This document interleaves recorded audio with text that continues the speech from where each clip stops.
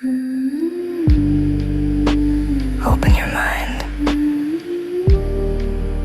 Let the conversation begin. Welcome back to the Deep Dive. Today we are in mental spaces that are, well, they're essentially construction zones. Oh, totally. Just constant noise. Exactly. They're cluttered, they're noisy, there are, mental jackhammers going off all day, and frankly, it is just exhausting. It really is. So today we are clearing the furniture, we're stripping down the wallpaper, we're doing a deep dive into a concept that gets thrown around on social media constantly, usually with a hashtag, but is rarely understood in its actual, life-altering depth. You're talking about the art of not giving a damn. I am. Now, usually when you see this online, IDGAF, 0Fs given, that whole genre of posts. Yeah, the edgy memes. Right. It implies apathy. It implies you're cold, you're checked out, you're this rebel without a cause. It's almost defensive. Definitely defensive. It's a shield. Exactly. But the stack of research and insights we have today suggests something completely different. It suggests that not giving a damn isn't about being careless. It's actually about being incredibly careful. And I think that is the critical pivot point right at the start here.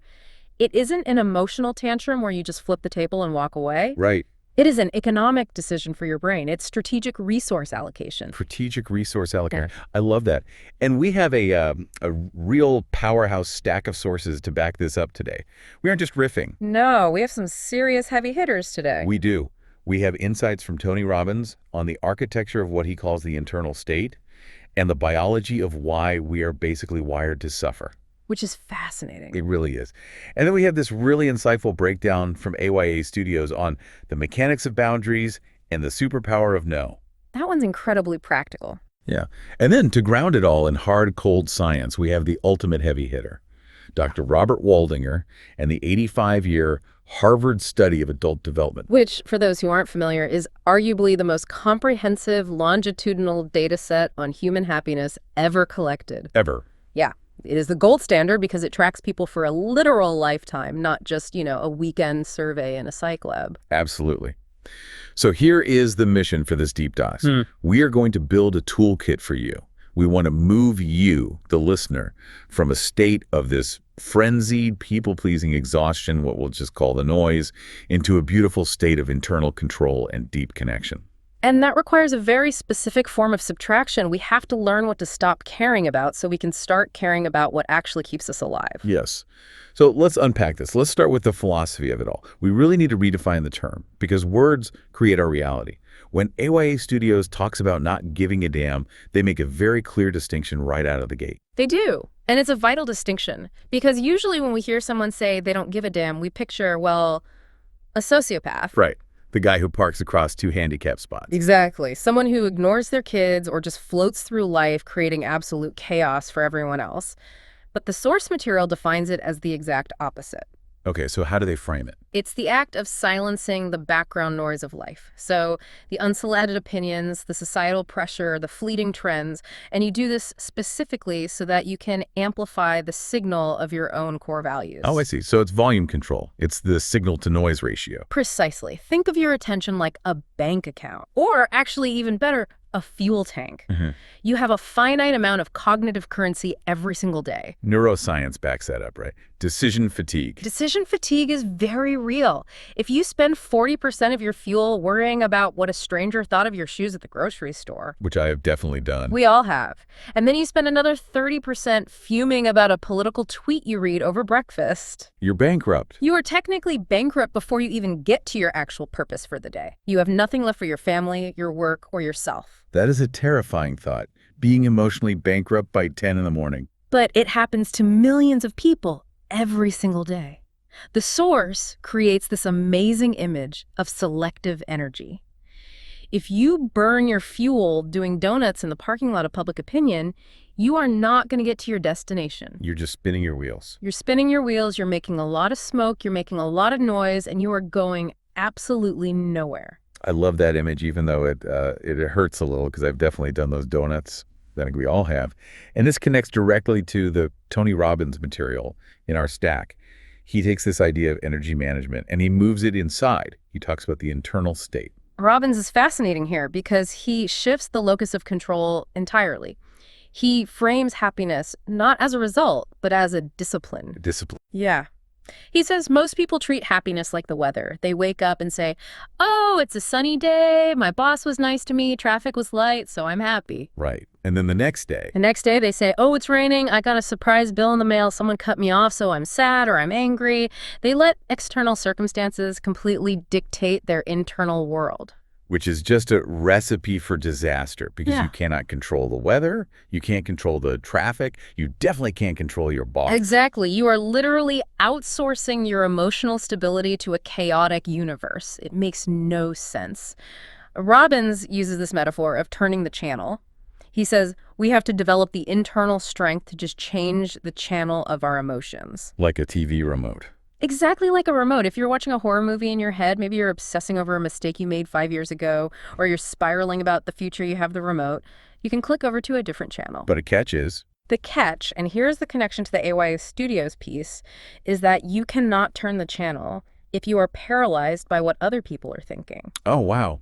Okay, so not giving a damn is actually the prerequisite to holding the remote control. Yes. If you give a damn about everything, the world holds the remote. The world changes the channel for you all day long. Robbins talks about navigating winter. Life has seasons, right? You will have winters. You will face loss, grief, struggle, financial downturns. It's inevitable. It is. And if your happiness depends on it always being summer outside, you are going to freeze to death. You have to build an internal hearth. You have to have an internal fire. That's the internal state. Okay, so we know we need to take back the remote. We know we need to stop burning fuel in the parking lot, making all that smoke. But why is it so incredibly hard? Like, why do we naturally default to giving so many damns about things that objectively do not matter? Because of the wiring. AYA Studios calls this the bad habit of people-pleasing. It is a habit, yeah. But it feels deeper than just, like, biting your nails. Because it is deeper. Like most habits of this magnitude, it usually starts in childhood or it stems from past insecurities. We learn very early on that fitting in equals safety. Right. It's an evolutionary thing. Completely evolutionary. If you go back to the ancestral environment, if you didn't care what the tribe thought of you, you got exiled. And exile meant death. Literally. 50,000 years ago, if you got exiled from the group, you didn't just get lonely and write sad poetry. You got eaten by a predator. You died. So we have this ancient hardware in our brains that screams danger whenever we risk any kind of social disapproval. So we are biologically wired to be terrified of the group turning on us. Yes, we are walking around with prehistoric brains in a modern world. But the examples AYA gives, they just hit so close to home. They show exactly how maladapted this survival mechanism is for the lives we live right now. They mentioned this one example they call the smoothie. Oh, the smoothie. I think everyone has a version of this exact story. You know this scenario so well. You're at a friend's house, or maybe you're at this hip new cafe with an acquaintance you're trying to impress, and someone hands you this green, sludge-like concoction. Just looking at it, you know it's a mistake. It smells like lawn clippings and maybe a little bit of dirt. You know, fundamentally, to your core, that you are going to absolutely hate this thing. Your sensory system is actively rejecting it before it even touches your lips. But what do? You smile, your eyes go wide, you say, oh, wow, thank you so much, Yeah. and you just chug it down. And you suffer through every second of it. You are actively suppressing your own gag reflex. You suffer. And for what? To be polite. To avoid a 3-second awkward moment where you just say, no thanks, I'm not really a kale guy. It seems so trivial when you say it out loud, all right? It's just a smoothie. But let's look at the psychology AYA is pointing out here. That is a micro-betrayal of the self. A micro-betrayal. That's a strong phrase. But it's accurate. You are signaling to your own brain, your subconscious, that someone else's momentary approval is more important than your own physical sensory experience. You are training yourself to be subordinate to the room. Wow. And the scary part is, it scales up. It doesn't just stay at smoothies. The source material mentions this other concept called the curtains. Now, this one is more insidious because it lasts longer. This is letting someone else say, a mother-in-law, a really pushy friend, a trend magazine, or an interior designer, you're intimidated by, dictate the decor of your own sanctuary. Your own home. Yes. You end up living in a house that doesn't look or feel like you simply because you were afraid of someone judging your taste. You are literally living inside someone else's opinion. That's depressing. Or think about the outfit. Wearing something that literally, physically hurts you. Shoes that pinch, fabric that itches, pants that are way too tight. just because it's considered in right now. Right. You are choosing actual physical pain over the perceived social pain of not fitting in. And the ultimate modern version of this, which AYE Studios highlights heavily, is the obsession with social media likes. The great dopamine chase. Exactly. Yeah. It's external validation in its purest, most addictive, concentrated form. You post something, and then you don't just walk away and live your life. You sit there. You check it. You refresh. You wait for literal strangers to tell you that you exist and that you have value. And the source material is very clear on the cost of this cycle. It leads to a total loss of authenticity. You become a mirror. You just reflect what you think people want to see rather than being a window into who you actually are. And the analysis here is brutal, but it's so necessary. The expert commentary suggests that this constant scanning for approval creates a baseline of anxiety. You're always on guard. It's a state of hypervigilance. Because you're trying to hit a moving target. You cannot please everyone. It is a statistical impossibility. There are too many variables. Right. The source puts it very bluntly. People will judge you regardless of what you do. If you wear the comfortable, baggy clothes, they'll judge you for being sloppy. If you wear the fancy, tailored clothes, they'll judge you for being a show-off. If you speak up in a meeting, you're loud and aggressive. And if you stay quiet, you're aloof and not a team player. Since the judgment is completely inevitable, the only variable you can actually control is your own comfort and alignment with your values. That is the big... So, what of this whole segment? Prioritizing your own happiness and your own boundaries isn't selfish. It is a basic survival strategy. It really is. If you don't do it, you just erode over time until there's nothing left. You literally become a ghost in your own life. And this is where Tony Robbins comes back in with a bit of an uppercut.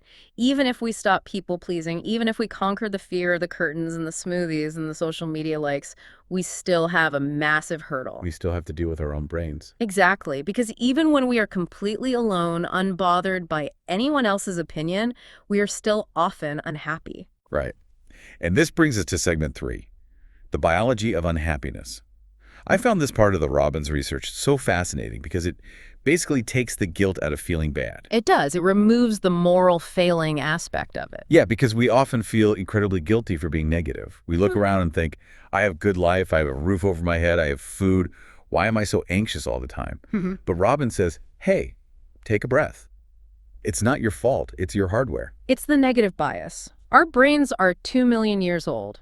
They were not designed to make us happy. They were designed to make us survive. Survival over satisfaction. Every time. Go back to that ancestral environment. If you missed a beautiful, colorful sunset, you just had a bummer of an evening. But if you missed the slight rustle of a tiger hidden in the tall grass, you were dead. So we are genetically wired to constantly look for the tiger. We are the descendants of the paranoid. The optimists, the ones who assumed the rustling grass was just the wind they got eaten. They didn't pass on their genes. Exactly. We are the offspring of the people who were intensely worried about absolutely everything. So our baseline is to scan for threats constantly. But the problem is, in the modern world, a threat isn't a tiger anymore. Right. It's a weird tone in an email from your boss. Or it's a funny, unreadable look from your spouse. Or it's just a traffic jam that's going to make you 10 minutes late. And our brain treats those exactly like the tiger. It treats them as mortal survival threats. It dumps cortisol and adrenaline into our system. Robbins argues that because of this biological default setting, happiness has to be a conscious choice. It has to be an active habit. If you just leave it to your default setting on autopilot. You will inevitably default to anxiety and stress. And the biggest killer of happiness, according to Robbins, the thing that triggers this stress more than anything else is expectation. This is a huge concept to wrap your head around. He argues that we all walk around with this blueprint in our heads of how life should be. We have a script for everyone and everything. The word should is dangerous. It's the most dangerous word in the English language. My spouse should know why I'm mad without me telling them. My career should be way further along by now. The traffic should be moving at exactly 65 miles per hour because that's the speed limit. And then, when reality inevitably doesn't match that rigid blueprint, Suffering. Immediate suffering. That gap between your expectation and actual reality is exactly where pain lives. Robbins says the antidote to this is trading your expectations for appreciation. okay, I have to push back a little here because that sounds great on a bumper sticker or a coffee mug. Trade expectation for appreciation. But how do you actually do that when you are in the thick of it and you are genuinely frustrated? It's hard, but it boils down to radical acceptance. It's looking at the traffic jam, for example, and saying, okay, this is happening. I am stuck. I cannot move these thousands of cars with my mind. My anger is not an engine that will push me forward. So you stop fighting the reality. Yes. Once you accept the reality, you stop burning energy fighting a ghost. Then, and only then, can you look for something to appreciate. You can say, okay, I'm stuck in traffic, but I have a really good deep dive to listen to. Or I actually have a rare quiet moment to myself before I get home to the chaos. It's moving the narrative from, why is this terrible thing happening to me, to what can I do with this current reality? Exactly. That is the fundamental shift into what Robbins calls the beautiful state. It's not about being delusional or ignoring your problems. Right. You still have to deal with life. You do, but it's about not letting the problems destroy your internal peace. You tackle the issue, but you do it without the emotional turbulence. You solve the problem, but you choose not to suffer over the problem. Okay, so let's say we manage to do this. We stop caring about the noise, we hack our negative bias, and we suddenly have all this free, unbound energy. Where are we supposed to put it? Robbins has a hierarchy for this, right? The 3 levels of happiness. He does. And this is a great framework for understanding where to invest that newly freed up energy. Level 1 is what he calls rockstar happiness. I feel like we all chase this one. This is what every commercial on television sells us. We do.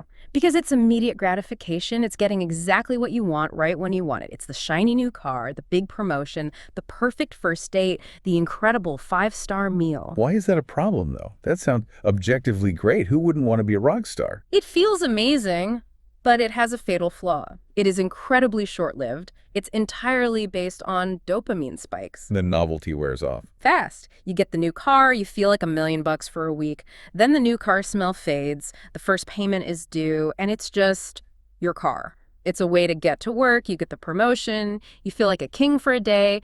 Then you actually have to do the harder job with more stress. So you're always chasing the next hit. Right. Robbins points out that if your happiness depends solely on getting what you want, you are going to be unhappy a vast majority of the time, simply because the world does not always cooperate with what you want. It's a very fragile form of happiness. Okay, so that's the shallow end of the pool. What is level 2? Level 2 is passion happiness. This is a big step up. This is the flow state. It's doing something you deeply love.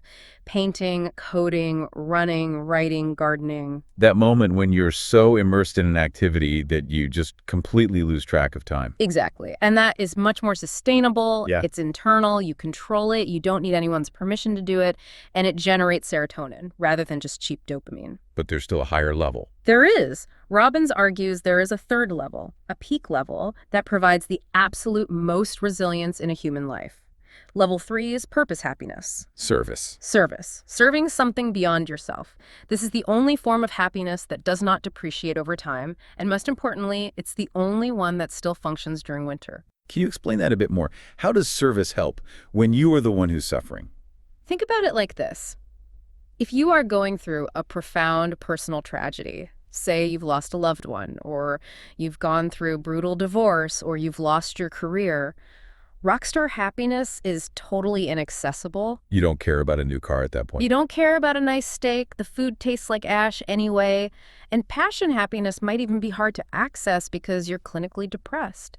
You don't have the energy or desire to paint or go for a run. But purpose. But purpose. You can still help someone else, even in your darkest moment.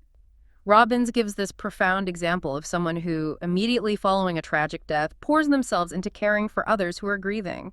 That act of service gives them a literal reason to stand up in the morning. It provides a spine of steel when everything else feels soft and collapsing. Precisely. It pulls you forcefully out of your own head and your own suffering. So, to tie this all back to our main theme today. Not giving a damn. Right. Not giving a damn about level 1. The status, the toys, the fleeting pleasure, frees up the vital resources you need to invest heavily in level 3, which is purpose and deep connection. And that transition to connection is just the absolute perfect bridge to our massive data source for the day. We've talked philosophy, we've talked psychology and biology. Now let's talk hard, undeniable data. Dr. Robert Waldinger and the Harvard study of adult development. This is the heavyweight champion of happiness studies. There is nothing else like it in the world. It's wild to me that this started back in 1938. 1938, they took 724 young men, and the demographic split is what makes it so fascinating. Half of these guys were Harvard sophomores, so arguably the most privileged, well-connected young men in the entire world at that time. John F. Kennedy was actually one of the subjects, right? He was. And then the other half of the group were boys from the absolute poorest, most troubled neighborhoods in Boston, living in tenements, often without basic running water, dealing with intense poverty. Talk about a study in contrasts. You have the absolute elite and the severely destitute. And they followed them for 85 years. And they didn't just mail them a questionnaire every decade. No, this was rigorous. Incredibly rigorous. They went to their homes and interviewed them. They interviewed their wives, eventually their children. They scanned their brains as the technology became available. They drew their blood to look at biomarkers. They literally filmed them talking to their families about their deepest fears. They watched their whole lives unfold. They watched them grow up, succeed, fail, go to war, get sick, become alcoholics, become schizophrenics, become presidents, and eventually die.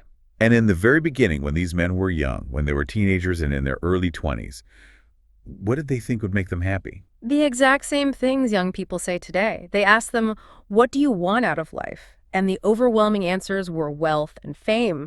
They thought the good life was entirely about achievement and status. They wanted rock star happiness. And 85 years later, looking back at mountains of data, were they right? Absolutely not. The study is completely unequivocal on this point.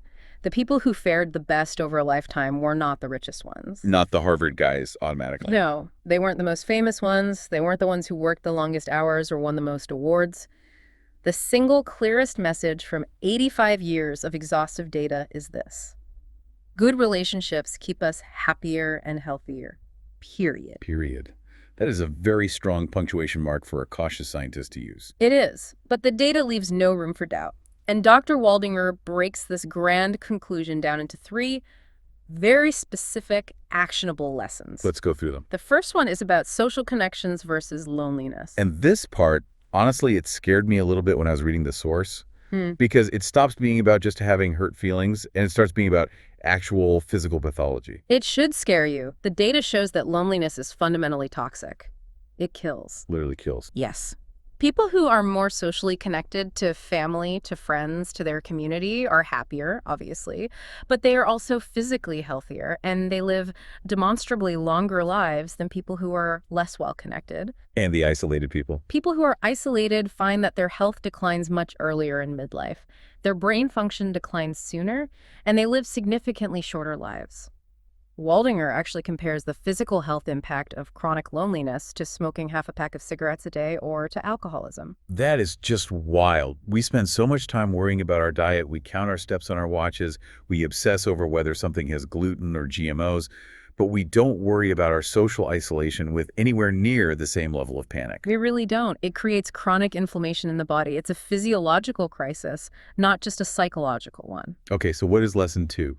Lesson 2 provides the necessary nuance. It's quality over quantity. Because it's not just about knowing a lot of people or having 1,000 Facebook friends. You can be profoundly lonely in a crowd. And you can be lonely in a marriage. Exactly. He mentions high conflict marriages specifically. Right, because just being married isn't a magic bullet if you hate each other. Far from it.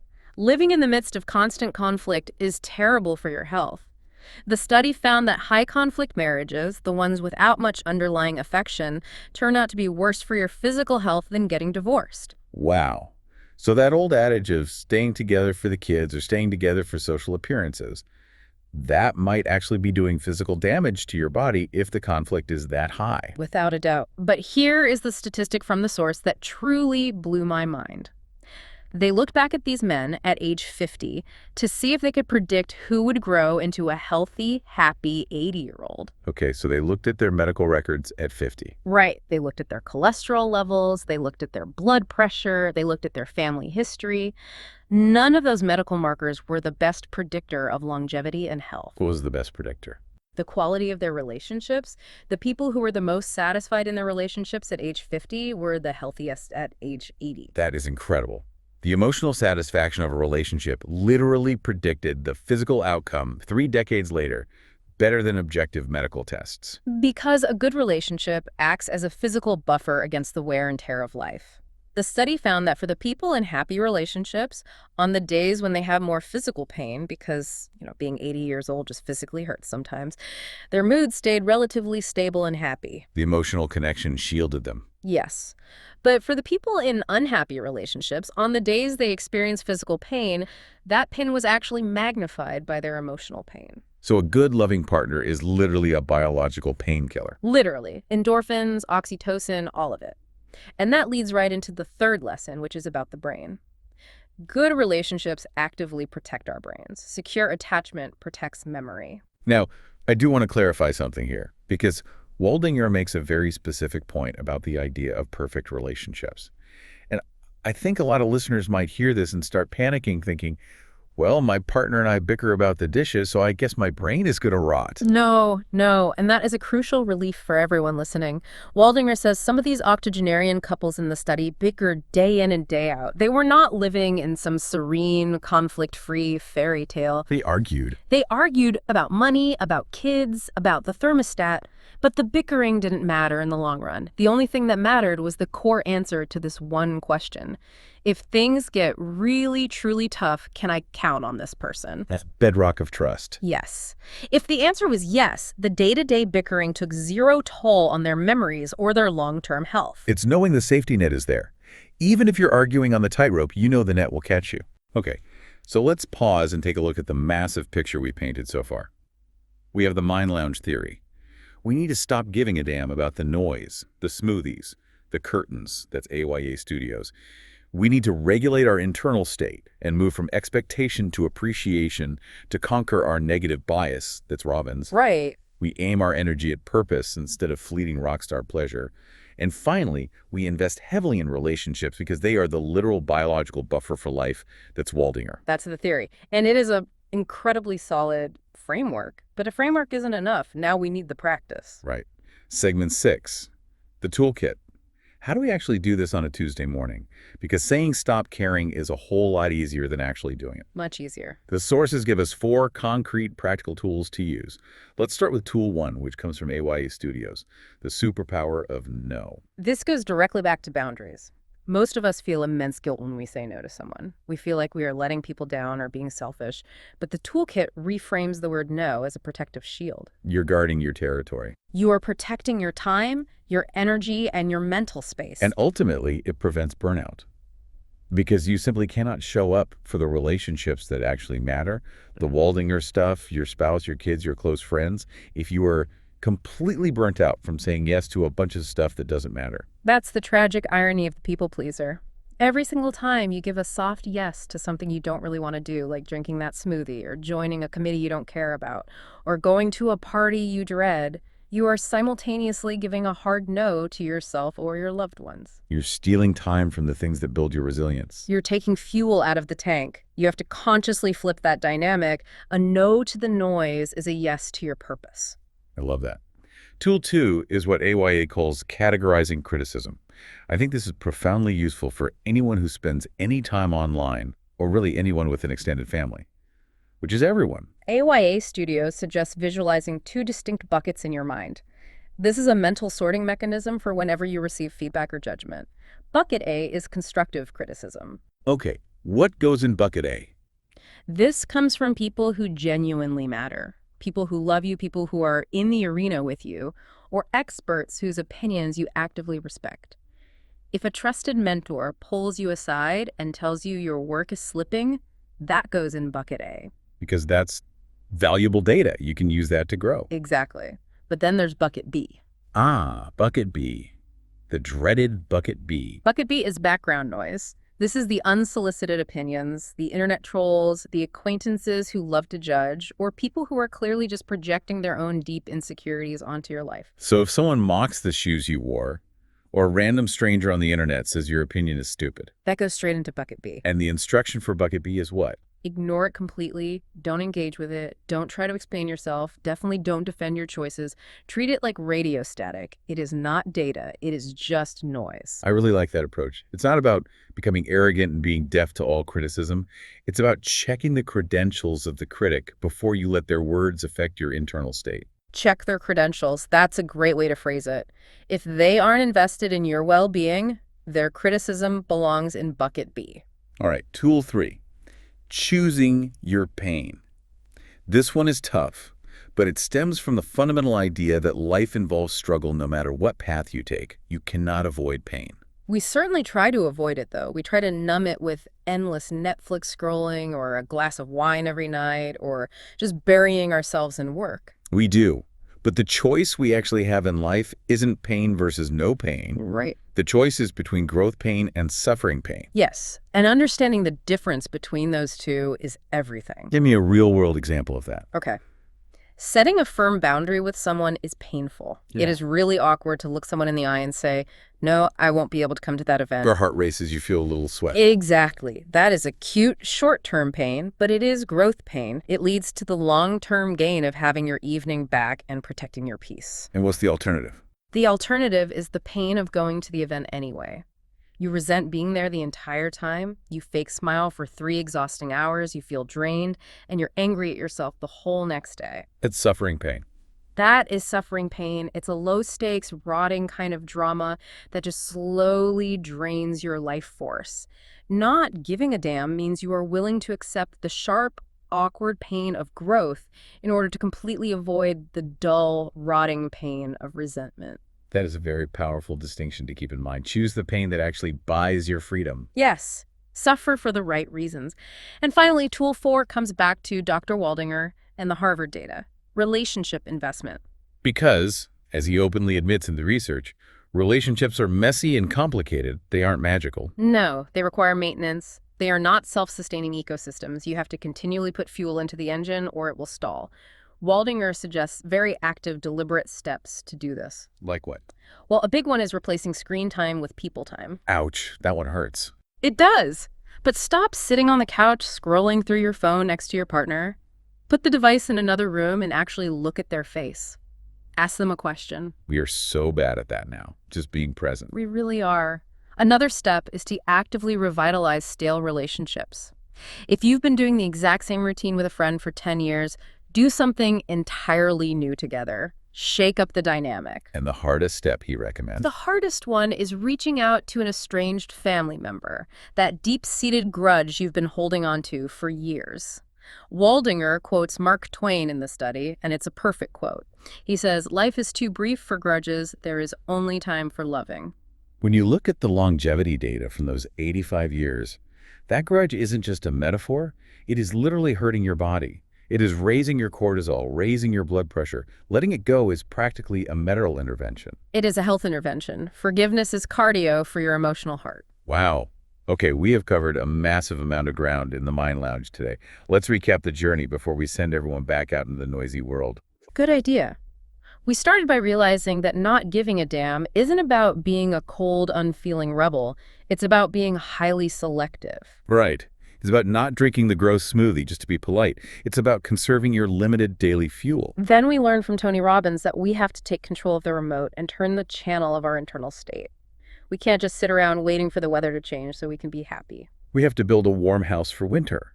And we learned that expectation is the absolute enemy of happiness, and radical appreciation is the cure. We climbed that ladder from the cheap, fleeting rock star pleasure up to the resilient strength of purpose and service. And then we landed on the undeniable truth from 85 years of exhaustive Harvard research. The quality of your relationships is the single biggest predictor of your lifelong health and happiness. Period. And we armed ourselves to protect those relationships using the power of no, the ability to mentally filter criticism into buckets, and the courage to consciously choose growth pain over suffering pain. If you could offer one final reflection on all of these sources combined, what would it be? I think it's this. Not giving a damn about the trivial things, the noise, the judgments of strangers. Yeah. It is actually the ultimate act of love. How so? It's loving yourself enough to fiercely protect your peace. And, even more importantly, It's loving the people around you enough to give them your absolute best, most focused energy, rather than just giving them your leftover, burnt-out, resentful energy. That is beautiful. You really can't pour from an empty cup, and caring about every little thing just empties the cup before the day even starts. Exactly. Now, we always like to leave you, the listener, with a provocative thought, something to really chew on after the episode ends. We talked about that incredible cholesterol statistic from the Harvard study, that your relationship satisfaction at age 50 predicts your health at age 80 better than your actual cholesterol levels. It's a haunting statistic, but in the best possible way. So here is the challenge for you. If your social life was a medical test, would you pass? Right. If a doctor looked at your friendships, your vulnerability, your connection to your community, the same way they look at your blood pressure or your heart rate, what would the prognosis be? That is a very tough mirror-holding question. It is. And if the honest answer is, I'm not sure, or no, I wouldn't pass, then here is the immediate prescription. Who is the one person you need to call today? Not text. Not text, not send an Instagram DM. Call. Hear their voice. Who is the person where if you reconnected with them today, it would lower your emotional cholesterol? Make the call. Make the call. Clear the noise out of the mind lounge. Focus on what actually matters. Thank you for diving deep with us today. Before I point a finger, I take a little pause. Ooh, step inside their story just to see what's caused the cause. If I were in their shoes, what kindness would I need? Turns out a little understanding goes a long way indeed. 'Cause everybody's hiding something under all that noise, and judgment never helped a soul, it's just a decoy. So I laugh a little louder, love a little freer. What you think of me is not my business, babe, it's clear. Your opinion's just a mirror, so reflect what you decide. I'll be busy being happy on my own joyful ride. Own joyful ride. When someone's throwing shade, I don't take it to heart. I know it's just their feelings doing modern art. I won't let cloudy weather ruin my sunny day. I'll dance right through the raindrops in my own goofy way. 'Cause your judgment's just a postcard from the place you're living in. But I've got better plans than playing guess what's under their skin. Yeah, I'll laugh a little louder, love a little freer. What you think of me is none of my concern, my dear. I'm choosing joy and kindness, letting empathy my guide. And you can keep your labels, I'm on my happiness ride. My happiness ride.